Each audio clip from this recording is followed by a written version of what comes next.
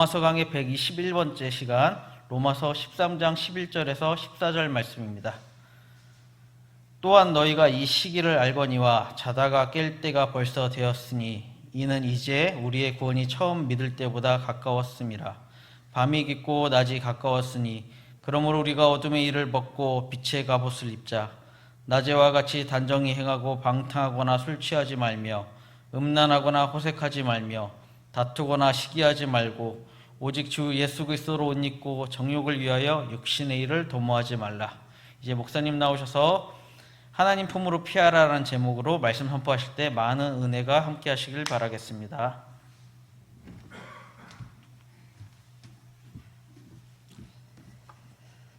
할렐루야, 반갑습니다.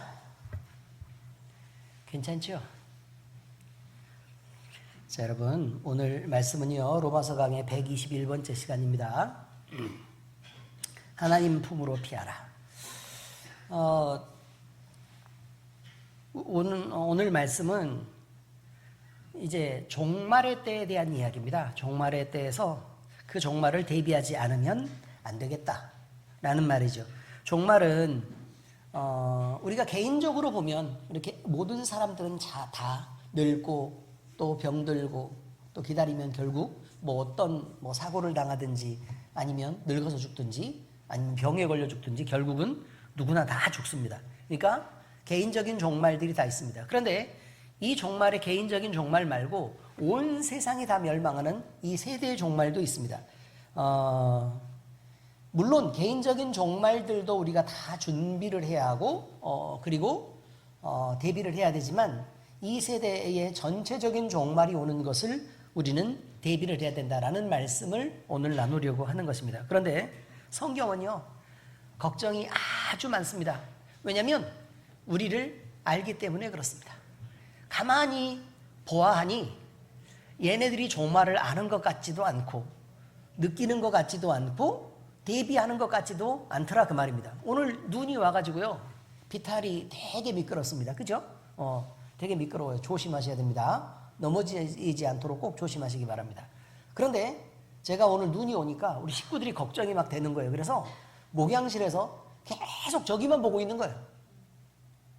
계속 저기만 보고 있어요. 그래서 누가 한 사람 내려가면 혹시 구두나 신고 내려가면 조마조마해서 계속 이러고 있는 거죠. 이렇게. 예. 아시죠? 어떤 의미인지? 넘어지지 않게 좀 조심해서 몸 좀 낮추고 갔으면 좋겠는데 그 다음에 애들이 또 들어오면 또 이러고 있고 저도 모르게 그러고 있더라 그 말입니다. 하나님의 마음이라는 게 과연 종말이 다가오는 우리를 보면서 과연 어떨까? 입장을 바꾸고 여러분 같으면 여러분이 안심이 되시겠습니까? 안 되겠죠. 그죠? 네, 그렇습니다. 그런데 하나님이 걱정하는 건 이거예요.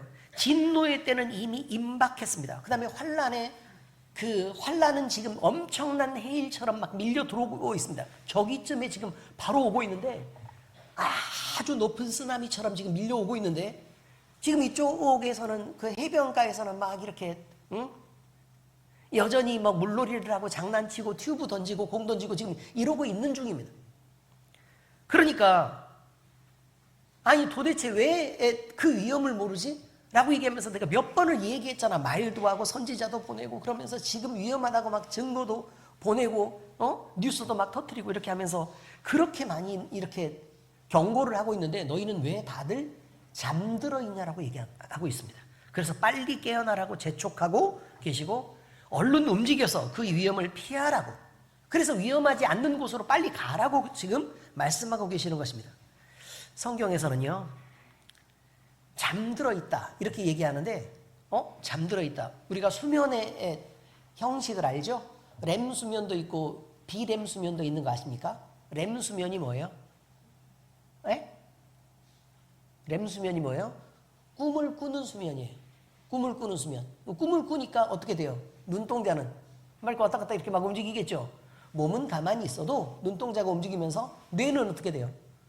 움직이고 있어요. 그러니까 쉬어도 쉬는 게 아니에요. 그런 수면이 있고 비렘 수면은 뭐예요? 비렘 수면은 1, 2, 3단계 이렇게 있는데 그냥 막 잠들라 그러는 상태. 그죠? 그때는 사람들이 막 깨우면 알아요, 몰라요? 깨우면 이렇게 방금 이렇게 하면 안 잤어. 이렇게 얘기하는 단계가 1단계. 2단계는 잠이 점점 빠져들어가는 단계. 그래서 몸도 움직일 수도 없고 근육도 쭉 이렇게 풀리고 막 이렇게 하는 그런 단계. 비렘 수면 3단계는요. 완전히 깊이 빠져가지고 한 15분 정도만 자도 온몸의 피로가 다 풀릴 만큼 뇌도 쉬고 근육도 쉬는 그런 비렘 수면의 3단계도 있답니다. 아시겠죠? 자, 그런데 성경이 얘기하는 건 이게 렘이든 비렘이든 그냥 잠들어 있다는 거예요. 잠들어 있다. 정신 못 차리고 있다는 거예요. 눈 감고, 눈 감고 막 이렇게 정신 못 차리고 있어서 지금은 쓰나미가 다가오고 있는데 그 해일이 다가오고 있는데 그냥 위험을 모르고 가만히 있으니까 잠들어 있는데 그게 렘이든 비렘이든 무슨 소용이 있냐 이 말이죠. 아시겠죠? 그냥 잠들어 있다 이런 의미였습니다. 그래서 위험에 대비할 수 없는 상태를 지금 잠들어 있다고 표현하고 그러니까 빨리 흔들어서 깨워서 정신을 차리라고 하고 얼른 대비하라 라고 얘기하고 있는 것입니다. 자, 여러분 먼저 이것을 위험한 것을 보고 알아야 우리가 위험한 걸 느낄 수 있습니다. 그걸 느껴야 감정이 동하고 그 다음에 그 감정이 동해야 뭘 할 수 있어요? 다리가 움직인단 말이에요. 지금 저기서 쓰나미가 온 걸 딱 봐서 느꼈어. 근데 감정이 딱 큰일 났네? 라고 얘기하면 나도 모르게 어떻게 돼요? 뒤로 뛰게 돼요. 근데 쓰나미가 오네? 그냥 그러고 가만히 쳐다보고 있으면 돼요? 안 돼요? 안 된다고 지금 얘기하는 것입니다. 주님은 우리를 보면서 너무 답답하신 거예요. 위험이 와도 너무 느긋느긋한 거죠, 우린. 위험이 온다라고 계속 하고 있는데 머리로는 아는 것 같은데 감정이 전혀 느껴지지 않으니까. 그러니까 느긋하고 만사태평한데 그런 우리를 보시는 주님은 혼자 마음이 너무 급하고 너무 마음이 답답하신 거다. 지금 이런 말입니다. 오늘 말씀을 통해서 이 내용을 한번 살펴보려고 하겠습니다. 여러분, 첫 번째 오늘 성경이 얘기하는 내용 중 100% 확실한 인류 종말의 때에 일어날 일이라는 것입니다. 여러분, 여러 가지 막 예언들이 막 이렇게 쏟아진단 말이죠. 예언이 쏟아지는데 성경이 말하는 예언 말고 어떤 사람들이 막 예언을 했는데 그 예언이 막 다 맞아떨어진단 말이에요. 한 10개 있는데 막 9개가 딱딱딱 다 맞아떨어졌어. 막 날짜도 맞추고 막 일어날 일도 맞추고 이렇게 했는데 근데 나머지 하나가 남았어요. 그럼 사람들은 어떻게 해요? 그 얘기를 들으면서 긴장하죠. 긴장하고 나머지 하나가 딱 남았으면 긴장한단 말이에요. 왜요? 9개가 맞았으니까 나머지 한 개도 어떻게 할 거라고 생각하는 거예요. 맞을 거라고 생각한단 말이에요. 근데 이런 사람들이 한 사람만 있는 게 아니고 한 10사람쯤 겹쳤다고 생각을 한번 해봐요. 근데 비슷한 예언을 다 했는데 그 예언이 대부분 다 맞았다고 생각을 한번 해보시라고. 그러면 나중에 나머지 한 개가 남았어. 그럼 그 한 개에 대해서 사람들은 어떻게 해요? 주목하겠죠. 그죠? 왜요? 곧 일어날 걸 알고 준비를 한다 그 말이에요. 여러분, 성경은요 사람을 통해서 말하기도 했어요. 그런데 그것이 이루어지지 않은 게 없어요. 근데 누가 말씀하셨냐면 그냥 귀신들이 얘기한 게 아니라 하나님이 말씀하셨는데 이루어지지 않은 게 없단 말이에요. 그리고 지금이 어떤 때인지를 지금 경고를 하고 있는데 사람들은 아니 그냥 보통 귀신에 씌어가지고 막 이렇게 예언하고 이렇게 하면 다 막 주목하고 이렇게 하는데요. 하나님의 말씀으로 이렇게 적어놓고 그러니까 사람이 성경이라 그러니까 무조건 무시하고 보는 거예요. 성경의 권위는 더 높아야 되는데 오히려 성경의 권위니까 오히려 적대시하는 경향들이 있더라 이런 말입니다. 여러분 그런데요 한번 보시잔 말이죠. 종말의 때 이런 일이 있을 것이다 라는 예언이 있습니다. 그런데 그 첫 번째는요 적그리스도와 거짓 선지자들이 출현할 것이다 라고 말하고 있습니다. 계시록 13장에 거짓 선지자와 적그리스도의 출현을 모사하는데 큰 권세를 가지고 많은 사람들을 미혹할 것이라고 말합니다.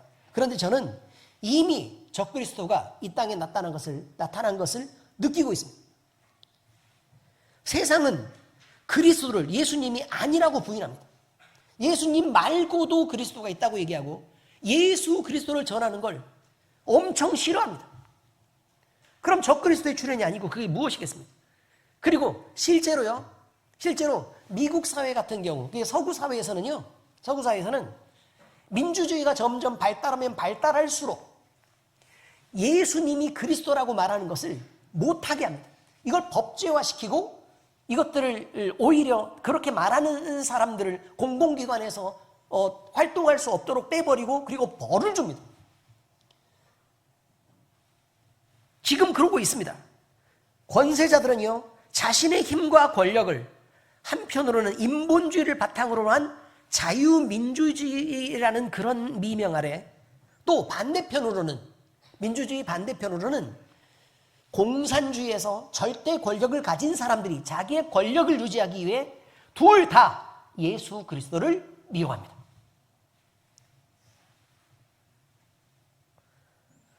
이것은 성경 말씀에도 나와 있습니다. 우리의 싸움은 어떤 정치 권력을 선택해서 그들을 돕고 그들과 함께 연합해가지고 어떤 유익을 받으려고 하는 일이 아니다. 이것을 분명히 얘기하고 있다는 거예요. 그래서 어떤 더 나은 삶을 이 땅에서 이렇게 만들어갈 수 있을까? 예수 그리스도의 나라를 이 땅에서 만들어갈 수 있을까? 아니라고 지금 얘기하고 있습니다. 하나님과 하나님을 대적하는 무리인 세상, 즉 통치자들과 권세들과 이 어둠의 세상의 주관자들과 하늘에 있는 악한 영들과는 싸우는 대상이라고 말합니다. 분명히 그렇게 얘기하고 있습니다. 자, 다시요. 누구랑 싸운다고요? 통치자들과 권세들과 이 어둠의 세상 주관자들과 하늘에 있는 악의 영들과는 싸우는 대상이라는 거예요. 싸우는 대상이다. 분명히 그렇게 말합니다. 에베소서 6장 12절 같이 읽겠습니다. 시작. 우리의 씨름은 혈과 육을 상대하는 것이 아니요 통치자들과 권세들과 이 어둠의 세상 주관자들과 하늘에 있는 악한 영들을 상대함이라. 우리의 씨름은 상대하는 것이다. 싸우는 일이라는 거예요. 우리의 씨름은 뭐 하는 일이라고요? 씨름의 대상이라는 거예요. 싸워 이겨야 되는 대상이라고. 싸워 이겨야 되는 대상이 뭐예요?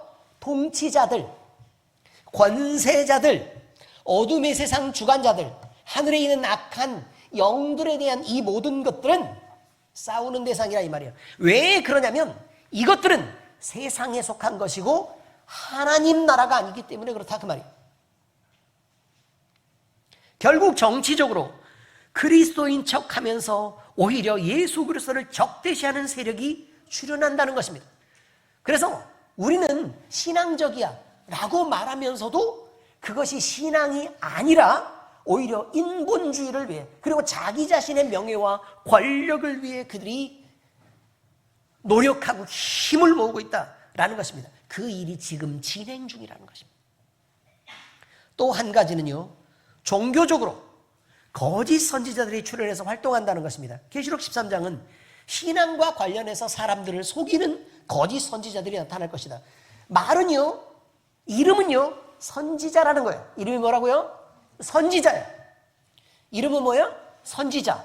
선지자. 하나님의 말씀을 듣는 자. 하나님의 말씀을 가르치는 자라고 분명히 이름이 있단 말이에요. 그런데 그 내용을 보면 거짓이란 말이에요. 거짓이란 말이에요. 그 내용이 거짓인 것은 뭐냐면 여러분, 첫 번째는요, 성경이 가르치는 그대로를 가르치지 않는 것입니다. 사람이 목적을 가지고 성경 안에 있는 어떤 것들을 이용해서 내 말을 하는 사람들은 거짓을 가르치는 것입니다. 성경에 있는 그대로를 가르쳐야 성경을 가르치는 것입니다. 맞지요? 네, 그렇습니다. 또 있습니다. 성경에 예수님을 그리스도라고 말하는 것이 성경 전체의 중심입니다. 근데 예수님이 그리스도여서 구원을 위해서 쓰여진 이 성경책에 대해서 구원을 얘기하지 않고 세상의 복을 얘기하고 세상 이야기들을 하고 사회 참여를 이야기하고 구제들만 잔뜩 얘기해서 선한 일을 많이 하자 이런 것들만 얘기하는 것은요, 사실은 성경을 왜곡시키는 것입니다. 성경을 바로 가르치는 것은 주 예수님이 너희의 그리스도다 라고 얘기하는 것을 가르치는 것이 바로 가르치는 것입니다. 이게 엄청 중요한 것입니다. 또 있습니다. 하나님보다 자신을 높이는 사람들이 많이 있습니다. 자기 자신을 드러내는 사람들이 많이 있습니다. 그 영광을 자기가 차지하는 사람들이 많이 있습니다. 그러면 여러분 안 됩니다. 그러면 안 됩니다. 중요한 것이 있습니다. 우리는요, 하나님의 영광을 위해서 우리가 있는 것입니다. 우리는 종입니다. 종이 어떻게 주인의 영광을 가로챌 수가 있겠습니까? 그건 말이 안 되는 일입니다. 변형된 해석을 해서도 안 되고요. 말씀을 전하는 자들이 특히 이런 경우가 있어요. 교회를 크게 하기 위해 사람들이 원하는 설교를 하는 게 있어요. 교회를 키우기 위해 사람들이 듣고 싶어하는 설교를 하는 게 있다고. 제가 그 비율을 참 못 맞춰서 저도 걱정이긴 합니다만, 근데 여러분, 우리가 살면 얼마나 살겠습니까? 무엇이 유익하겠습니까? 잠깐 살 그 시간을 위해서 제가 여러분의 비위를 맞추는 게 좋겠습니까? 아니면 여러분의 영원한 생명을 위해서 하나님의 바른 말씀을 가르치는 게 마땅하겠습니까? 저는 여러분을 꼭 살려내고 싶습니다. 그래서 하나님의 바른 말씀을 두고 그렇게 가르치려고 하는 것입니다. 그래서 저도 그런 생각이 들어요. 야, 내가 조금 재미있게 막 이렇게 가서 세상 이야기도 또 많이 하고, 저 엄청 재밌는 얘기 잘하거든. 어마무시합니다, 사실. 그런데 그런 도전을 계속 받아요. 할까? 유튜브 보면 막 재밌는 설교 하시면 하는 막 목사님들 나와가지고 막 이렇게 하잖아요. 그죠? 그럼 나도 좀 할까? 이런 생각을 막 합니다. 그러다가요, 안 돼. 지금 한 번만 듣고 못 들을 사람도 있을 수 있잖아. 그렇죠? 그럼 나는 반드시 예수 그리스도를 전해야겠다 라는 생각을 하면서 참는 것입니다. 견디는 것입니다. 말씀을 전하는 사람들이 이렇게 그 미혹을 견디고 예수 그리스도의 복음만 들고 이렇게 얘기한다는 것은 대단히 힘든 일입니다. 엄청 힘들어요. 막 교회는 막 이렇게 막 붐을 일으켜서 막 키우고 싶은데, 그것보다 예수 그리스도를 먼저 전해서 그 중요한 것들을 먼저 심어내고 싶어하는 그 열심이 먼저 되지 않으면 여러분 목사하기가 어렵다는 것입니다. 어쨌든 제가 그 대가를 치르고 여러분들도 제 열심히 원하는 방향으로 그냥 이렇게 잘 따라오고 있어서 참 감사하고 영광스러운 일입니다. 어쨌든 그래서요, 제가 말씀드립니다. 아무 유튜브나 보지 말라고 제가 그렇게 얘기를 합니다. 왜냐하면 요즘에 신사도주의들도 많아가지고요, 이상한 은사들을 계속 강조해서 그쪽으로 계속 끌고 갑니다. 저는 은사를 인정하지 않는 사람이 아닙니다. 여러분도 알다시피. 그런데 거기에 빠지면 하나님의 말씀의 중심이 흐려지고 예수 그리스도의 복음, 그리고 구원, 그리고 성령의 순결한 그 성령의 충만함보다 다른 것들이 오히려 목적되는 경우가 많습니다. 치유, 기적, 놀라운 현상들, 이런 것들을 중심으로 우리가 빠지기 시작하면 여러분, 신앙 절대 바로 되지 않습니다. 나중에 아무리 끌어서 내가 순결하게 하나님을 만나고 싶고 내가 그분 한 분만으로 만족하고 싶어도 절대로 그게 안 됩니다.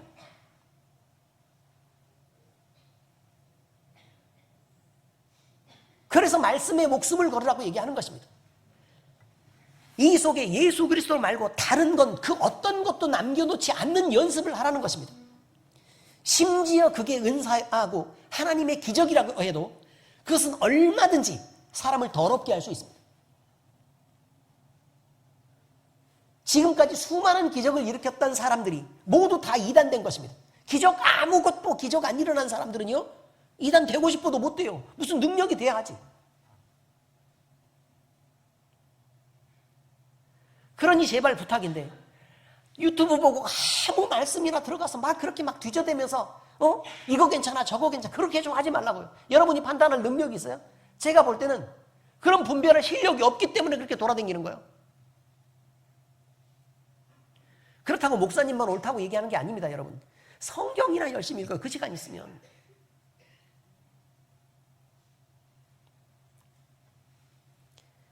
그리고 여러분 또 있습니다. 이제 인류 종말에 대한 예언이 있습니다. 세상에 전쟁에 대한 소문이 끊이지 않는다고 얘기합니다. 우리가 가만히 보면요, 저는 그런 생각을 했습니다. 우크라이나, 소련이라니요, 러시아 된 지 언젠데요?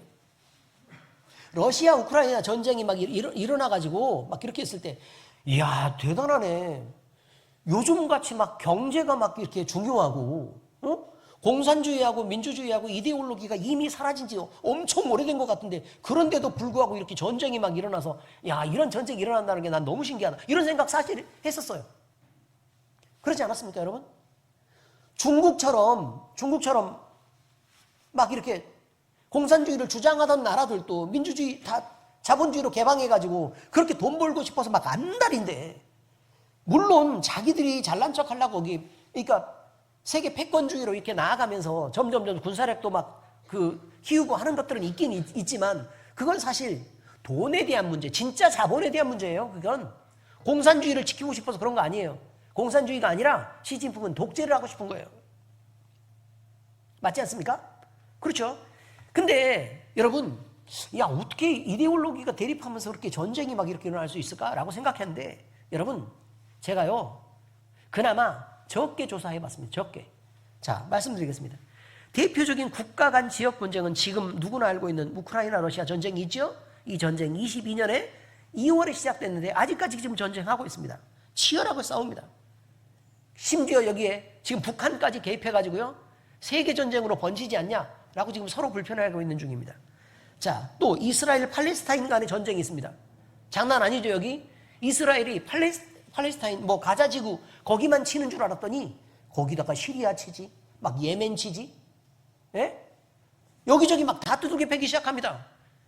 이스라엘의 공격적인 집단들은 다 미사일 쏘고 다 공격하고 해서 지금 전쟁이 어마어마하게 많이 퍼져 있습니다. 지금. 그 다음에 뭐 이란이 후원하는 후티 반군과도 지금 전쟁을 하고 있어가지고요, 지금 아주 시끄럽습니다. 사우디아라비아도 지금 전쟁하고 있죠. 네, 지금 미사일 쏴가지고 우리나라에서 지금 몽땅 뭐 천무 그거 몽땅 수입해가지고요, 그거 다 한꺼번에 지금 다 쏴가지고 몽땅 다 때려잡고 있습니다. 한 6조 원어치 쐈답니다. 미사일을. 여러분 잘 모르셨죠? 인도와 파키스탄 국경 분쟁이 있다는 거 아시죠? 인도하고 중국 히말라야 산맥에서 맨날 K9 자주 퍼가지고 이렇게 포 쏘고 해서 싸우는 거 압니까? 모릅니까? 야구 방망이에다가 못을 박아가지고요, 그 못으로 인도 사람들을 자꾸 때리려고 한답니다. 중국 사람들이. 그래가지고 인도에서 열받아가지고 K9 자주포를 쏴버렸어요. 그쪽에. 그래서 부대 10개인가를 전멸시켜버렸답니다. 그러니까 지금 그런 전쟁이 지금 일어나고 있습니다.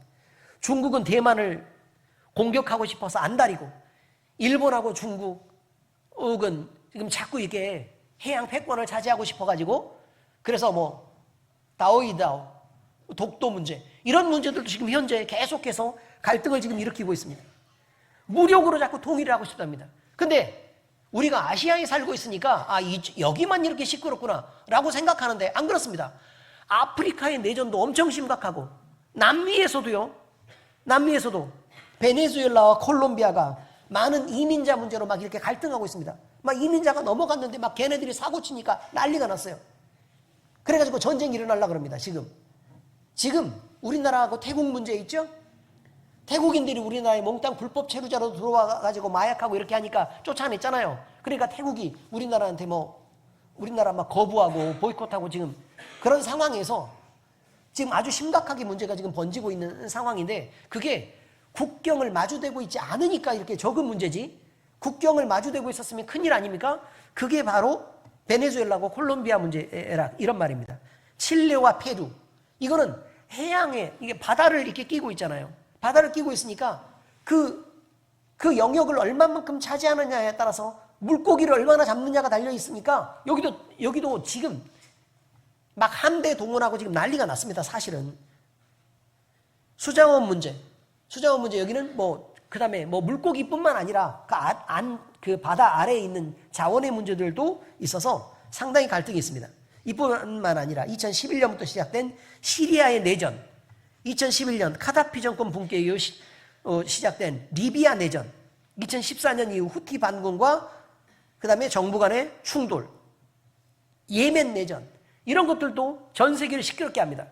이렇게 많은 전쟁 이야기를 하는 이유는 성경에 종말의 때가 되면 그 어느 때보다 이런 일들이 많이 있을 거라고 얘기하는데, 전 세계에 전쟁이 없는 데가 없다시피 합니다.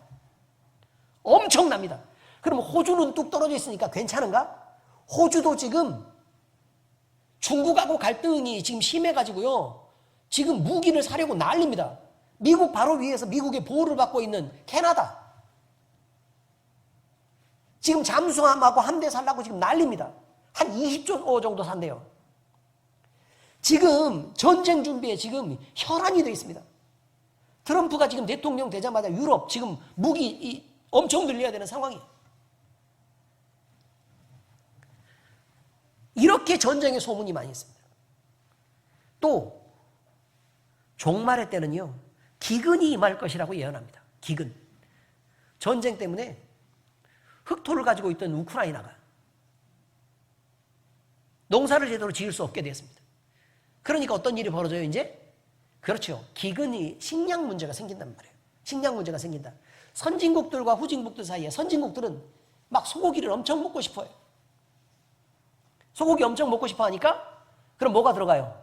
사료가 들어가요. 사료가 들어가요. 그럼 사료가 많이 들어가니까 뭐가 필요해요? 옥수수가 필요해요. 옥수수는 가난한 나라의 식량이란 말이에요. 그래서 가난한 나라들이 자꾸 굶어 죽어. 왜? 선진국 잘 사는 나라 사람들이 소고기를 너무 많이 먹으니까. 이런 일이 벌어진다란 말이에요. 이런 일이 벌어지더라. 뿐만 아닙니다. 잘 사는 나라 사람들은 우리만 잘 살라고 자꾸 얘기한단 말이에요. 그리고 점점 강한 미국, 미국 우선주의 이렇게 하면서 다른 나라들을 돌아보려고 하진 않습니다. 중국도 도와주는 것처럼 해가지고 빚 빌려주고 나중에 땅 뺏어 먹으려고 지금 계속 그러고 있습니다. 그나마 우리나라만 힘이 없으니까 지금 착한 코스프레 하면서 지금 그렇게 지금 전 세계에서 조금 이미지 좋게 인정받고 있는 것입니다. 만약에 우리나라가 땅도 크고 자원도 어마어마하게 많고 만약에 그랬었다. 저는 이렇게 좋은 이미지로 가기가 어렵다고 생각해요, 저는. 원래 사람이란 그런 게 아닙니다.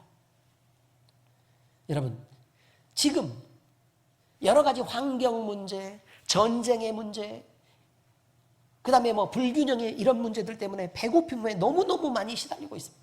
많이 굶어 죽고 있습니다. 또 종말의 때에는 큰 질병이 세계를 휩쓸어 죽음 등 여러 재앙이 벌어질 것이라고 예언합니다. 어떻습니까, 여러분? 요즘같이 질병이 문제가 되는 때가 있었습니까?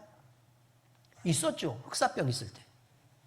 예, 있었죠. 근데 지금도 못지않게 있습니다. 특히 성경은 자연재해를 주목해서 보라고 얘기합니다. 종말의 때다. 종말의 때가 되면 자연재해를 주목해서 봐라. 재림의 징조로 하늘의 이상현상이 나타날 것이다. 땅은 거대한 지진이 일어날 것이다. 화산이 터질 것이다. 기상이변으로 홍수가 많이 일어날 거다. 극심한 가뭄이 들 것이다. 극단적인 추위가 있을 거다. 그 다음에 지구가 끓어오르는 더위가 있을 거다. 곳곳에 창궐하는 벌레떼들이 생길 거다. 그렇게 예언합니다. 그런데 이런 예를 나열하지 않아도 뉴스를 보세요. 그러면 지금 제가 얘기한 게 천지백가리로 깔렸습니다. 못 알아들으시는 분 계시나요?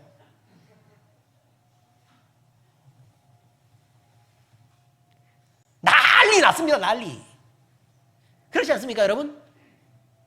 근데 이걸 보면 뭐 하래요? 아, 종말이 가까웠구나. 이걸 좀 느끼라고 얘기하는데, 벌레 많네? 지진이 일어났네? 화산 터졌네? 와씨, 일본 저기 한번 이렇게 확 뒤집어져가지고 해일이 일어나서 저거 망해야 되는데, 이런 생각이나 하고 있지?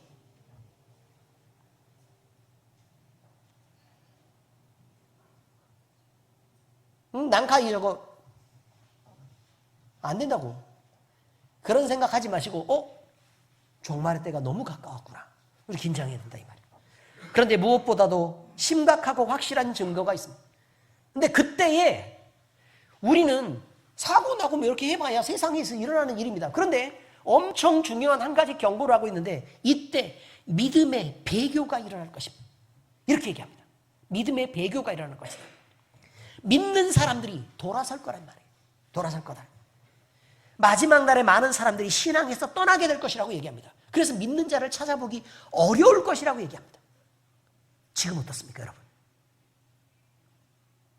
어때요? 지금 그때 아닙니까? 이렇게 많은 종말의 증거가 주어졌음에도 불구하고 그저 술 취하고 잠들어 정신을 잃은 사람들처럼 죽음을 감지하지 못하는 어리석은 인간들을 보라는 것입니다. 누가복음 18장 8절 누가복음입니다. 18장 8절 같이 읽습니다. 시작. 내가 너희에게 이르노니 속히 그 원한을 풀어주시리라. 그러나 인자가 올 때에 세상에서 믿음을 보겠느냐 하시니라. 믿음을 보겠느냐? 믿는 자를 찾을 수 있겠냐? 첫 번째 이야기했습니다. 두 번째, 종말의 위험을 벗어날 수 있는 방법은 그리스도로 옷 입는 것뿐입니다. 여러분, 사람들이요, 해일이 몰려옵니다. 해일이 몰려오면 그러면 해 안에 있으면 돼요, 안 돼요? 안 되죠. 그러니까 어떻게 돼요? 높은 곳으로 빨리 올라가라 라고 얘기했으면 해서 더 높은 곳을 이렇게 찾는다고 얘기합니다. 막 태양의 폭풍 구름이 몰려옵니다. 그럼 어디로 들어가라고요? 땅속 토굴 속으로 숨어라. 그런데 성경이 얘기하죠. 토굴 속으로 숨어도 높은 데 올라가도 피할 수 있다 없다. 그 재앙은 피할 수 없다라고 얘기합니다. 안 된다고 얘기합니다. 안 된다. 여러분, 실제로 피했던 사람들이 있습니다. 일본의 지진이 너무 많이 일어나요. 그죠? 그래서 막 맨날 흔들고 그렇게 죽고 그러니까 일본 사람들이 무슨 생각을 했냐면 도대체 여기 못 살겠네. 그러니 평화로운 땅 어디 없어? 주변에 딱 보니까 네가 가라가 있는 거예요. 네가 가라. 어디예요? 하와이. 하와이가 있어. 하와이. 또 네가 가라 그랬더니 니카라구아예요? 또 그러면 안 돼요. 니카라구아 말고 하와이 지금 얘기하는 거예요. 하와이로 이제 엄청 간 거 아닙니까? 그래서 지금 현재 일본인 사람들이 간 사람들이 15% 이상이 돼요. 하와이 전체 사람들의 15% 이상이 지금 일본인이에요. 일본인. 엄청 갔어요. 그래가지고 지금 현재 살고 있는 거 아닙니까? 그런데 하와이에 무슨 일이 일어나느냐? 화산이 폭발했습니다. 어마어마한 화산이 폭발했습니다. 아시죠? 그죠? 그 다음에 허리케인이 몰려왔는데 한 번 때린 게 아니라 한 번 때리고 뭐 4일 후인가 또 한 번 연속해서 와가지고 두 개가 겹쳐서 하와이를 빙글빙글 돌면서 아주 그 작년 일이죠. 그랬습니다. 그리고 나더니 그렇게 흔들어 놨더니 또 화재가 나가지고 다 태워서 다 쓸어버렸습니다. 그렇지 않습니까? 그러다가 갑자기 큰 비가 내려서 또 하와이를 쓸었습니다. 가만히 일본에 있을 것이지. 그냥 그랬었다. 이런 말입니다, 여러분. 여러분, 세계 곳곳은 전쟁과 기근, 질병과 기상이변 등으로 살 곳도 없고 피할 곳도 없습니다. 그나마요, 제일 살기 좋은 데를 전 세계에서 막 뒤져서 찾아보니까 여기 우리나라가 제일 살기가 좋아. 이거 엄청난 일입니다. 막 위에 막 중국 난리가 나고 막 그 중국에서 막 이렇게 시베리아 공기 막 몰려와가지고 막 이렇게 했는데 우리나라 쪽에 약간 괜찮아졌다가 뭐 동해안 물 따뜻해졌다 그러니까 그 공기가 싹 밀고 내려가서 동해안에 물 따뜻해진 걸 수증기를 흡수해가지고 일본에다가 4m의 눈을 내렸대. 그럼 우리나라는 눈 지금 살짝 이렇게 왔는데 아오모리현에 4m 왔대. 4m. 4m면 제 키의 거의 2배 아닙니까? 왜요? 2배가 넘는 거 아닙니까? 맞죠? 계산을 약간 잘못해가지고 그래요. 아무튼 그렇습니다. 엄청난 일입니다. 엄청난 일. 그런데 우리보다 남쪽에 있는 나라가 눈이 그렇게 많이 올 줄 우리가 어떻게 알았겠습니까? 여기에 잘 사는 게 좋겠습니다. 여기서 믿음 잘 지키고 성실하게 열심히 잘하는 것이 좋겠습니다. 이해되셨죠? 그런데 여러분, 하나님은 이 땅에서 위험을 피할 곳을 찾는 것보다 하나님을 의지해서 하나님을 피난처 삼으라고 말씀하십니다. 시편 46편 1절에서 3절입니다. 시작. 하나님은 우리의 피난처시요 힘이시니 환난 중에 만날 큰 도움이시라.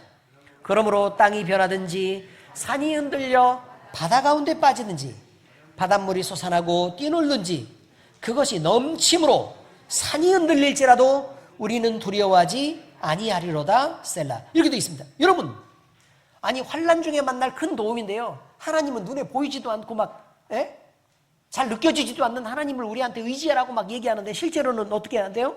땅이 갈라지고 찢어지고 흔들리고 해서 땅이 변하고 있대. 지진이 일어나고 있대. 지금 지진이 일어나고 있대요. 그러면 산이 흔들리고 바다 가운데 빠진대. 막 화산이 폭발하고 난리가 났다 그 말이에요. 지금 바닷물이 솟아나고, 무슨 말이에요? 해일이야. 뛰놀든지 엄청난 해일이 몰려오고, 그것이 넘침으로 산이 흔들릴지라도, 그것이 산을 다 쓸어버려 덮어도 우리는 두려워하지 아니하리로다. 하나님이 우리의 피난처시고 환난 중에 만날 도움이시니까 하나님이 살리신대잖아요. 기가 막히죠. 아니, 수많은 자연 현상들에 대한 얘기를 하면서 이런 위험, 이런 위험, 이런 위험에 대해서 얘기하면서 하나님이 도우신다 라고 말씀하신단 말이에요. 그게 믿어져야 신앙이에요. 여러분, 그런데요, 하나님의 도우심을 받는 방법이 이렇답니다. 하나님께 피하는 방법, 그 방법은 죄와 어두움을 벗고 빛의 자녀로 단정하게 살아라, 이렇게 말합니다. 죄와 어두움을 벗고 빛의 자녀로 단정하게 살아라. 방탕하거나 술 취하지 말며, 음란하거나 호색하지 말며, 다투거나 시기하지 말고 오직 주 예수 그리스도로 옷 입고 정욕을 위하여 육신의 일을 도모하지 말라. 이게 오늘 말씀입니다. 오늘 본문 말씀이죠. 이것이 하나님의 품에 거하는 일이고 주님의 품에서 보호받는 안전한 품으로 돌아가는 방법이니까 그곳으로 피하라, 이렇게 살아라 라고 얘기합니다. 결국 종말의 위험을 벗어날 방법은 그리스도로 옷 입는 것뿐입니다. 우리가 하나님의 품을 찾고 하나님의 품으로 피하는 것뿐입니다. 이 물리적으로 우리가 피한다고 피해 줄 수 있는 게 아니라 그 말이에요. 자, 이제 말씀의 적용입니다. 여러분, 안다고 안전하지 않습니다. 피해야 안전합니다. 자, 다시요. 알면 안전해요? 아니죠. 어떻게 안전해요? 피해야 안전해요. 아니, 그럼 이런 거를 갖다가 뭘 설명해야 되는지 난 이해를 못하겠네. 이게 상식 아닙니까? 상식? 피해야 안전하다? 하나님은 절대적인 능력이 있으신 거 맞지요? 맞습니다. 하나님은 어디나 계시는 것도 맞죠? 네, 맞습니다. 하나님은 우리를 너무 사랑하시는 거 맞죠? 맞습니다. 예수님까지 그래서 내어주신 거 맞죠? 맞습니다. 그리고 하나님의 품은 크고 단단합니다. 어떤 공격에도 위험하지 않은 거 맞죠? 네, 그렇습니다. 이 하나님의 품이 안전하다는 것을 머리로 알지 못하는 그리스도인이 있을 수 있겠습니까? 없습니다. 그런데 세상 속에서 그리스도인들은 위험에 빠져 있고 곤란한 지경을 지금 현재 만나고 있고 많은 괴로움 속에 있고 왜 고통 속에 살고 있냐고 질문하는 것입니다. 몰라서 지금 그러고 계세요? 몰라서 그렇게 살고 계시냐고? 아니잖아요. 근데 왜 그러고 계시냐 이 말이에요. 다시요. 하나님은 절대적인 능력이 있으신 거 맞지요? 알아요. 하나님은 어디 계시는 거 어디나 계시는 거 알아요. 하나님 우리를 너무 사랑하시는 거 알아요. 예수님까지 주시도록 우리를 사랑하셨던 거 알아요. 하나님의 품은 크고 단단해요. 어떤 공격에도 위험하지 않아요. 그 속에 들어가면 안전하다는 거 알아요. 그리고 들어간다는 걸 알면 우리는 안전하게 이미 거하고 있어야 되는데 우리는 위험 속에 있고 고난 속에 있고 곤란한 지경을 만나고 있고 괴로움 속에서 지금 현재 살고 있지 않냐고 지금 왜 질문하게 하냐 이 말이에요. 이것이 그리스도인의 현실이라는 거예요. 그럼 다시 질문하면 여러분의 믿음은 뭐냐는 거예요. 우리의 믿음은 뭐냐고 지금 묻는 거예요. 지금 뭘 보고 뭘 대비하고 도대체 무엇을 인정하면서 살아가는 사람이냐라고 지금 묻고 있습니다. 성경은 이런 경우를 미리 다 알고 우리가 어떤 상태에서 출발하여 어느 방향으로 또 어떤 방식으로 구원을 받아야 되는지를 명확하게 가이드하고 있습니다. 자, 이거라고요. 어디에서 출발해야 한다를 먼저 가르쳐요. 뭘 가르쳐요? 어디에서 출발해야 된다. 그 다음에 어느 방향으로 가야 된다를 가르쳐요. 뭘 가르쳐요? 어느 방향으로 가야 된다를 가르쳐요. 그죠? 어떤 목표를 향해야 된다는 것도 가르쳐요. 그리고 어떻게 가야 된다는 것도 가르쳐요. 성경은 다 가르쳐줘요. 자, 이거 한 개씩 말씀드릴게요. 그 출발점은요, 자기 자신이 죄인이라는 것을 인식하고 자기 죄를 고백하는 죄인의 자리에 서야 한다는 거예요. 그 출발점이 내가 선 자리가 죄인이라는 걸 인정하는 자리, 부족함을 인정하는 자리에 서 있어야 된다는 거예요. 내가 죄된 자리에 있다는 걸 알아야 내 위치를, 내 좌표를 정확하게 체크할 수 있다는 거예요. 여기서 출발하지 않으면 그 어떤 사람도 하나님께 가는 방향을 정확하게 찾을 수가 없다고 얘기하는 것입니다. 출발점은 내가 죄인입니다. 그래서 자기의 죄를 고백할 수 있어야 된다는 거예요. 바로 이것입니다. 이 출발점에 섰을 때 비로소 자신이 보입니다. 그리고 하나님을 향해 바른 방향을 설정할 수 있게 됩니다. 다음으로는요, 방향입니다. 방향. 이 방향인데 그 방향은 하나님께로 향하는 방향이어야 됩니다. 왜냐하면 하나님께 나아가야 되니까. 그렇지 않습니까? 하나님께 나아가야 되는데 하나님께로 향하는 방향이어야 돼요. 그런데요, 여러분, 사람들은 이 방향을 제대로 가는 사람이 거의 없습니다. 이상하죠? 너무 쉽잖아요. 하나님께로만 나가면 된다. 근데 이 방향이 너무 쉽잖아요. 근데 이 방향으로 가는 사람이 거의 없습니다. 왠 줄 아십니까? 사람은 쭉 다 주변을 둘러보는 것입니다. 주변을 둘러봐요. 그리고 나서 보니까 세상의 즐거움도 있고 또 세상에 여러 가지 목적도 있고 내가 갖고 싶은 거, 내가 누리고 싶은 거 이런 게 너무 많이 있어요. 그러니까 하나님을 향해서 방향을 설정해 놓고 세상에 있는 것들을 관심을 갖고 이것도 주워 담아보고 또 얘도 땡겨보고 얘도 땡겨보고 이렇게 하다 보니까 길이 점점 이렇게 벗어나게 돼.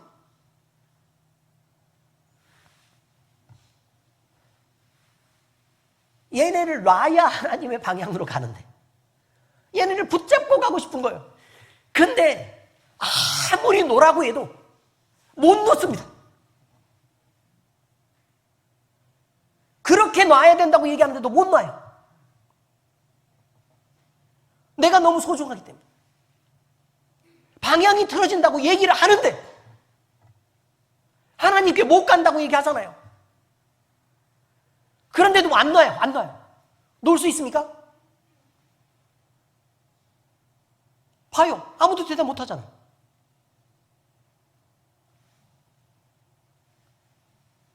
바로 이것입니다. 성경이 명백하게 가르치는 것도 우리는 안 됩니다. 정말 미치고 환장할 일입니다. 그 길이 비틀립니다. 그런데 성경은 얘기합니다. 세상은 하나님과 반대 방향이다.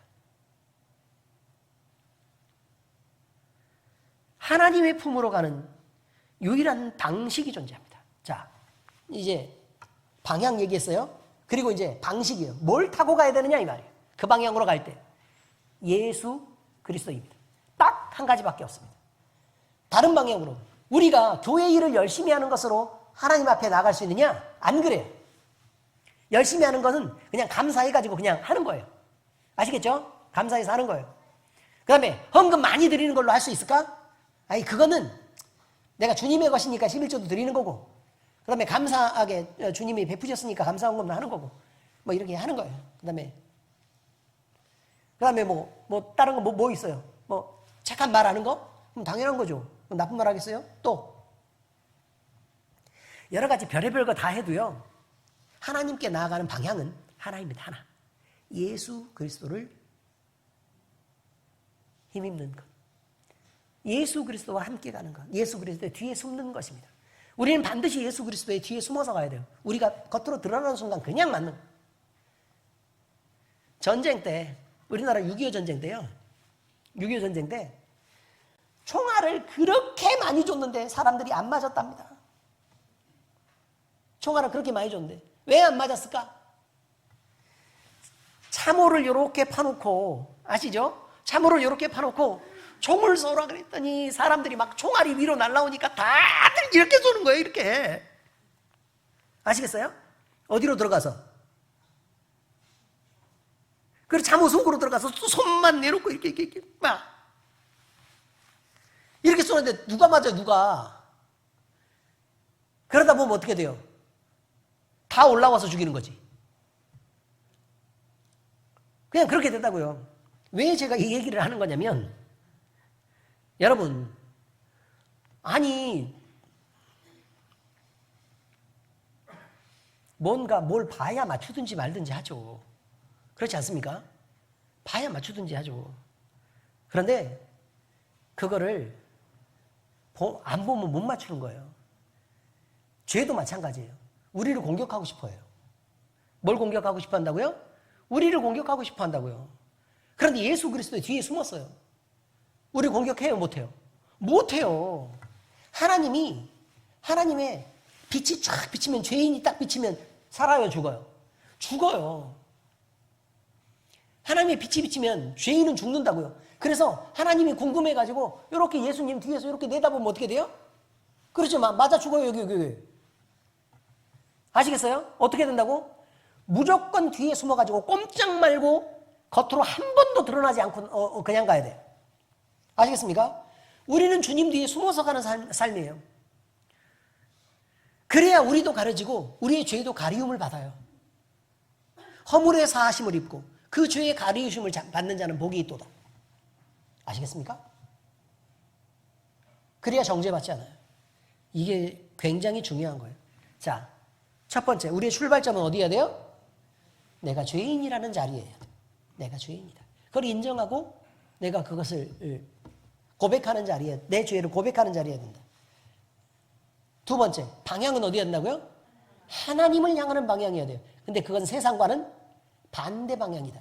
그리고 하나님을 향하는 방향으로 갈 때 세상을 이것저것 주기 시작하면 방향이 틀어지게 된다. 라고 얘기했습니다. 누구 뒤에 숨어서 가야 된다고요? 예수님 뒤에서 숨어서 가야 돼요. 자, 그러면 어디까지는 무조건 들어가냐면 하나님 품까지는 쏙 들어갈 수 있어요. 축하드립니다. 박수. 자, 여기까지 들어갈 수 있어요. 그런데 문제는 들어갔으면 그 안에 있어야 되잖아요. 그래요, 안 그래요? 들어갔으면 그 안에 있어야 된단 말이에요. 그 안에 있을 수 있는 방법이 있어요. 그게 바로 뭐냐면 성도의 아름다운 행실을 갖는 거예요. 아시겠습니까? 자, 그 안에 있을 수 있는 방법이 뭐라고요? 성도로서의 아름다운 행실을 갖는 거예요. 안 그렇고 자꾸 죄 짓고 막 이것저것 쳐다보기 위해서 밖으로 나가고 그러면 돼요, 안 돼요? 안 돼요. 그 안에서 누리고 살아야 하는 것이다. 이것입니다. 여러분, 안에서 누리는 평안은 죄를 벗고 하나님과 화평하게 사는 삶으로 나타나는 결과라는 것을 알아야 됩니다. 이것이 적극적으로 하나님께 피하는 자의 삶입니다. 그 안에 있으면 안전하다고 말하는 거예요. 그 안에 있으면 안전하다. 디모데후서 3장 12절입니다. 시작. 무릇 그리스도 예수 안에서 경건하게 살고자 하는 자는 박해를 받으리라. 이게 무슨 말이에요? 평안하다 그랬는데 갑자기 또 이런 말은 또 무슨 말이에요? 세상은 너를 미워할 거란 얘기예요. 근데 세상이 미워하지 않도록 사는 사람은 잘 사는 사람이 아니라는 거예요. 세상이 너를 미워하지 않을 때 잘 사는 거 아니다. 세상이 너를 좋아해. 세상 친구들이 너를 아끼고 썩 좋은 잘 사는 거 아닙니다, 여러분. 그러니 여러분, 하나님이 인정하시는 삶, 하나님의 보호 속에 사는 삶, 또 주님 안에서 평화를 누리는 그런 삶을 살아내시기를 바랍니다. 우리 주 예수 그리스도의 은혜가 우리 모두와 함께하길 빕니다. 기도하겠습니다. 하나님 아버지 감사합니다. 우리를 사랑하시고 구원해 주시고 또 우리에게 그 살아나는 혜택을 주셔서 우리로 생명 속에 거하게 해주심임을 인하여 하나님 앞에 감사와 찬송과 영광을 올려드립니다. 아버지 하나님, 우리가 이제는 죄 속에 있지 않고 하나님의 품 속에 들어가서 이 종말의 때에 마지막에 주님 품에서 피하려고 합니다.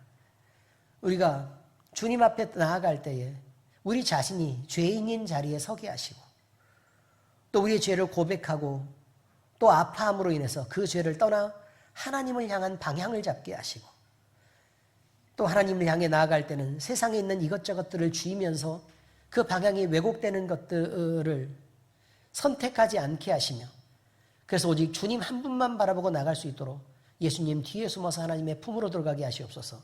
그리고 성도의 아름다운 삶을 통해 하나님 앞에 영광되는 삶을 살게 주님 도와주시옵소서. 우리 주님께서 우리 이렇게 인도해 주실 때 우리는 마땅히 하나님을 기뻐하며 주님 앞에 헌신되는 삶을 살아내겠습니다. 우리가 이렇게 결단할 때 주의 성령으로 우리를 힘있게 도와주시옵소서.